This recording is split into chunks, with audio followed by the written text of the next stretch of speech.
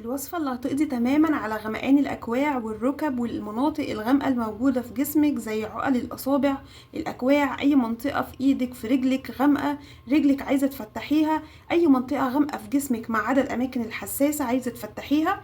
كل ده بمكونين اتنين بس وموجودين في كل بيت. هتقدري ان انت تخلي جسمك بيلمع يبقى أبيض زي القشطة متوحد لونه مفهوش أي غمق. وأول مرة تشوفوني دعموني باشتراك في القناة ولايك للفيديو ونصلي على النبي كتير جدا في الكومنتات. وتعالوا بقى اقول لكم على الوصفه اللي من مكونين اتنين بس هتخلي جسمك بيلمع زي القشطه.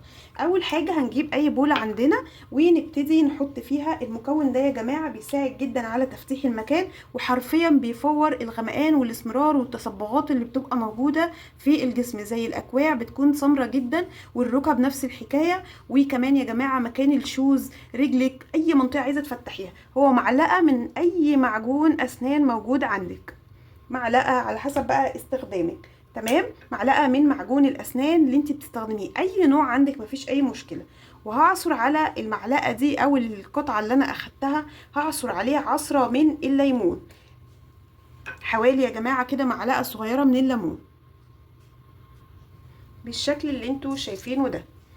وخدت كده حوالي معلقه صغيره من الليمون على المعلقه بتاعه اي معجون زي ما قلتلك، مش نوع معين.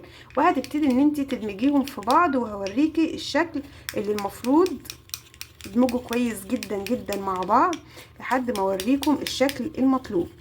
بصوا كده يا جماعه، هتبتدي في الاثناء دي ان انت تكوني واخده شاور او مفتحه مسام جسمك بالميه الدافيه مش السخنه قوي. يا جماعه الميه السخنه جدا دي بتعمل ترهلات في الجسم، خلوا بالكم من الحته دي. حاولوا ان انتوا تفتحوا مسام جسمكم بالميه الدافيه مش السخنه اللي هي بتبقى سخنه قوي.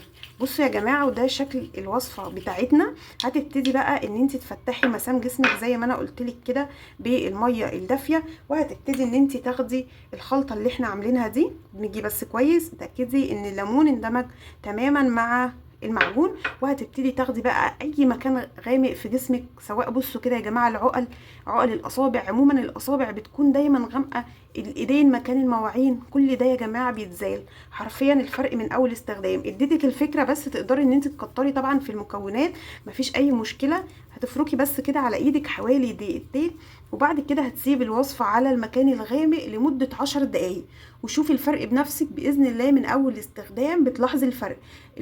بالنسبه يا جماعه للمعجون اللي محطوط حرفيا بيفور اي سمار، اي غمقان، اي معجون عندك. والليمونه دي يا جماعه فيتامين سي، بتفتح المكان وبتخلي المكان كده بيلمع ومفيهوش اي غمقان ولا اسمرار. جربوه على عقل الاصابع، على الاكواع، على الركب، على اي منطقه غامقه في جسمك ما عدا الاماكن الحساسه، وهتشوفي النتيجه بنفسك ومن اول استخدام. لو استفدتوا معايا يا حبايبي ما تنسوش تدعموني باشتراك في القناه ولايك للفيديو. اهم حاجه ننزل نصلي على النبي كتير جدا. ويا رب تكونوا استفدتوا معايا، واشوفكم فيديو جديد حبايبي ووصفات تانية جديده. مع السلامه.